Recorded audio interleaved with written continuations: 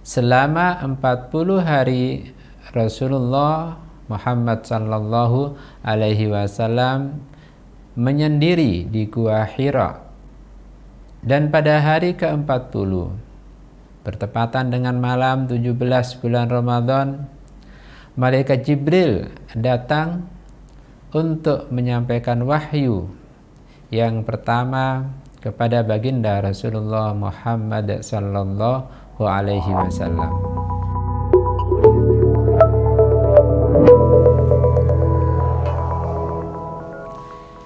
Assalamualaikum warahmatullahi wabarakatuh. Bismillahirrahmanirrahim. Alhamdulillahi rabbil alamin. Wassalatu wassalamu ala asrafil anbiya wal mursalin wa ala alihi wa ashabihi ajmain. Ashhadu an la ilaha illallah wa ashhadu anna Muhammadar Rasulullah. Allahumma salli ala Muhammad wa ala ali Muhammad fil alamin innaka Hamidum Majid. Wa qala Allah ta'ala fil Qur'anil azim, a'udzu billahi minasy syaithanir rajim. Bismillahirrahmanirrahim. Wa nunazzilu minal Qur'ani ma huwa shifaa'u wa rahmatul lil mu'minin wa la yazidudz zalimina illa khasara. Al-ayah. Kaum muslimin yang berbahagia, alhamdulillahi rabbil alamin. Kita bersyukur kehadirat Allah subhanahu wa ta'ala yang telah memberi kesehatan dan ketetapan iman sehingga kita mampu melaksanakan puasa Ramadan tahun ini dan melaksanakan amalan-amalan sunnah di dalamnya. Semoga Allah subhanahu wa ta'ala menerima amal ibadah puasa kita dan amalan-amalan lainnya. Amin ya rabbal alamin. Kaum muslimin yang berbahagia, pada bulan Ramadan ini ada satu kejadian yang sangat bersejarah bagi baginda Rasulullah Muhammad sallallahu alaihi wasallam. Kejadian apa itu? Yaitu hari pertama kali Al-Quran diturunkan atau diwahyukan kepada baginda Rasulullah Muhammad sallallahu alaihi wasallam. Kaum muslimin yang berbahagia, dalam sejarah disebutkan selama 40 hari Rasulullah Muhammad sallallahu alaihi wasallam menyendiri di Gua Hira. Dan pada hari ke-40 bertepatan dengan malam 17 bulan Ramadan, malaikat Jibril datang untuk menyampaikan wahyu yang pertama kepada baginda Rasulullah Muhammad sallallahu alaihi wasallam. Ini menjadi peristiwa dan sejarah besar bagi seluruh umat muslim. Tidak heran seluruh umat muslim selalu menanti datangnya malam penuh berkah ini dan mengisinya dengan ibadah dan amalan soleh. Ada banyak amalan soleh yang bisa kita lakukan pada malam nuzul Quran ini. Antara lain, yang pertama adalah membaca Al-Quran. Kaum muslimin yang berbahagia, dalam memperingati malam nuzul Quran ini terdapat beberapa amalan baik yang bisa kita lakukan. Amalan baik di malam nuzul Quran yang pertama tentu adalah membaca Al-Quran. Membaca Al-Quran di malam ini pastinya menjadi sebuah keistimewaan tersendiri, di mana kita tahu bahwa banyak keutamaan yang kita dapat saat membaca Al-Quran.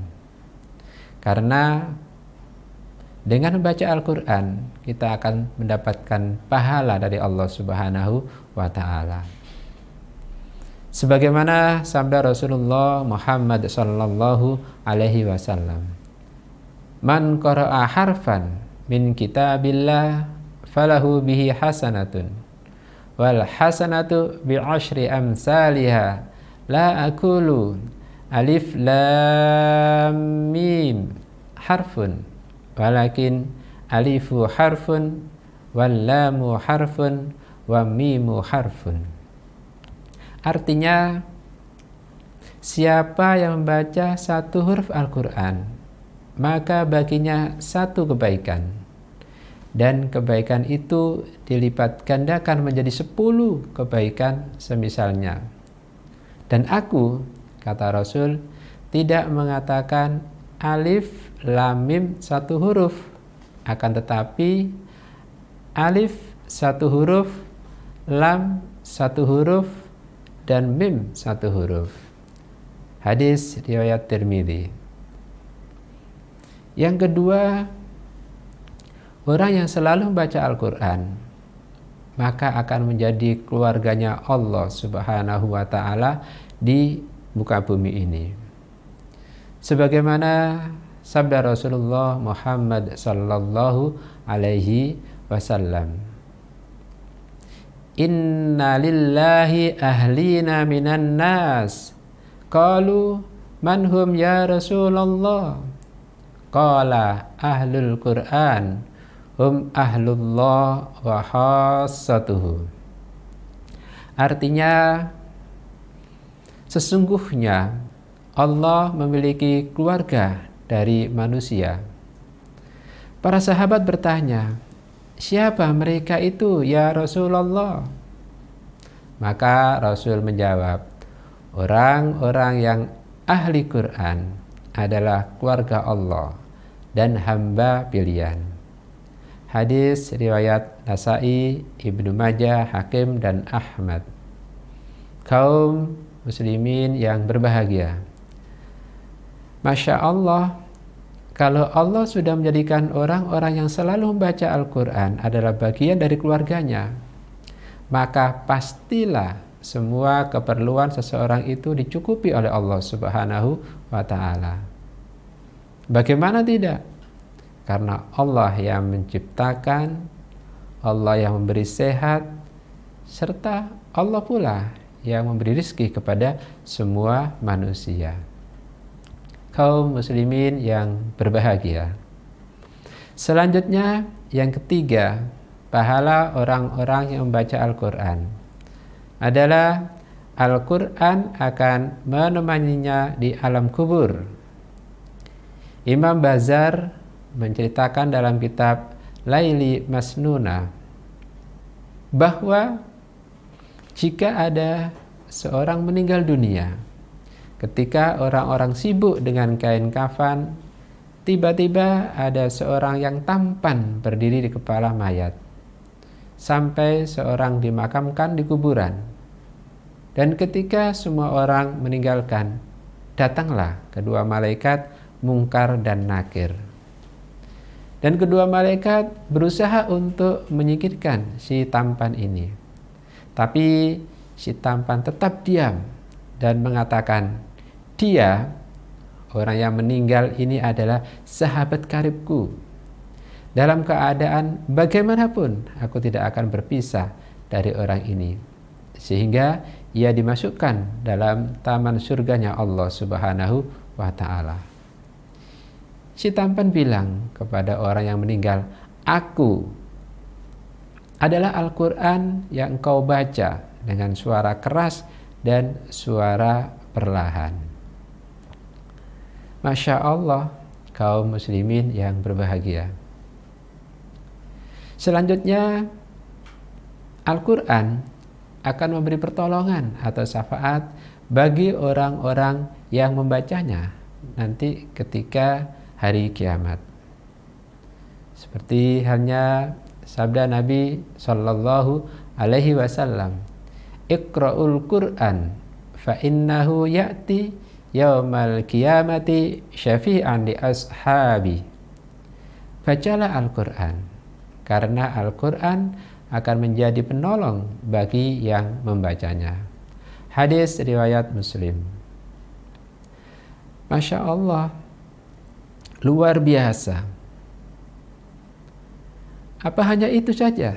Ternyata tidak. Para malaikat Allah sudah siap menghantarkan orang yang membaca Al-Quran ke surganya Allah Subhanahu wa ta'ala. Sebagaimana hadis Rasul, Al-mahiru bil Quran ma'as safaratil kiramil barara. Artinya, orang yang mahir baca Al-Quran akan bersama para malaikat yang mulia, taat beribadah, dan bersih dari dosa. Hadis riwayat Bukhari dan Muslim. Hadis lain, Rasulullah Sallallahu Alaihi Wasallam bersabda, yuqalu li sahibil Qur'an ikra wartaki warattil kama kunta turattilu fid dunya fa inna manzilaka fi akhiri ayati taqra'uha. Artinya, pada hari kiamat akan disuruh kepada ahli Quran, teruskanlah bacaan Al-Quran sambil menaiki surga tingkat dalam tingkat, dan akan berhenti sesuai dengan berakhirnya ayat yang paling akhir dibaca. Hadis riwayat Ahmad dan Tirmidzi. Kaum muslimin yang berbahagia, para ulama tafsir menjelaskan maksud dari hadis di atas adalah bahwa apabila seseorang itu sering membaca Al-Quran, maka setiap ayat demi ayat yang dibaca akan menaikkan derajatnya yang lebih tinggi di dalam surga. Sesungguhnya masih banyak lagi keutamaan baca Al-Quran ini yang insya Allah nanti akan ada pembahasan tersendiri. Sekarang kita lanjutkan apa yang kita kerjakan pada malam nuzul Quran. Yang pertama tadi adalah membaca Al-Quran yang sudah dijelaskan di atas. Sekarang yang kedua adalah iktikaf. Iktikaf adalah berdiam diri di masjid dengan tujuan untuk beribadah semata-mata hanya kepada Allah Subhanahu wa ta'ala. Banyak hal yang bisa kita lakukan saat iktikaf ini. Membaca Al-Quran, salat sunnah, melakukan kajian-kajian keislaman, serta berzikir dan berdoa kepada Allah Subhanahu wa ta'ala. Selanjutnya juga amalan nuzul Quran yang bisa kita lakukan adalah menunaikan sholat malam. Menunaikan ibadah sholat malam juga menjadi salah satu amalan malam nuzul Quran yang baik untuk dilakukan. Kita bisa melaksanakan ibadah sholat malam setelah selesai sholat tarawih. Masih banyak sholat sunnah yang lain seperti sholat tahajud, sholat istikharah, sholat hajat, dan lain sebagainya. Selanjutnya juga amalan pada malam nuzul Quran adalah memperbanyak bacaan doa. Para hadirin yang berbahagia, mari kita panjatkan doa sebanyak-banyaknya pada malam nuzul Quran ini. Karena ini adalah malam yang mulia, karena bertepatan dengan pertama kali Al-Quran diturunkan. Banyak sekali doa yang bisa kita panjatkan ke hadirat Allah Subhanahu wa ta'ala. Baik berkaitan dengan kebahagiaan kita hidup di dunia, atau doa untuk kebahagiaan kita di akhirat. Kaum muslimin yang berbahagia, dengan memperingati nuzul Quran ini, ada beberapa hikmah yang bisa kita ambil pelajaran. Yaitu yang pertama, kita mengingat kembali peristiwa turunnya Al-Quran pertama kali saat Rasul khusyuk merenung di Gua Hira. Yang kedua, kita memahami tujuan diturunkan Al-Quran sebagai pembeda baik dan buruk. Yang ketiga, kita semakin dekat kepada Allah karena Allah yang memberi wahyu kepada Rasulullah. Yang keempat, mengetahui bahwa Al-Quran sebagai penenang jiwa. Dan yang kelima, agar hidup kita bahagia di dunia dan akhirat, maka selalu berpegang teguh kepada Al-Quranul Karim. Kaum muslimin yang berbahagia, itu beberapa hikmah yang bisa kita uraikan dalam rangka mengenang malam nuzul Quran. Demikianlah yang bisa kami sampaikan. Kurang lebihnya mohon maaf. Billahi taufiq wal hidayah. Assalamualaikum warahmatullahi wabarakatuh.